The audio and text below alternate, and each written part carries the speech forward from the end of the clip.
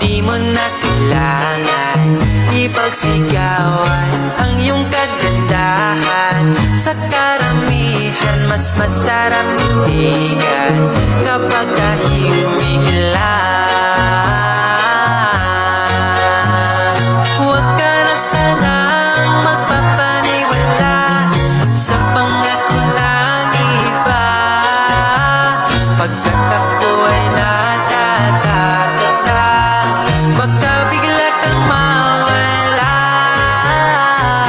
Pwede bang magkita sa Valenzuela, manunood ng sine? Ako bahala, di baling magka-traffic basta kasama ka.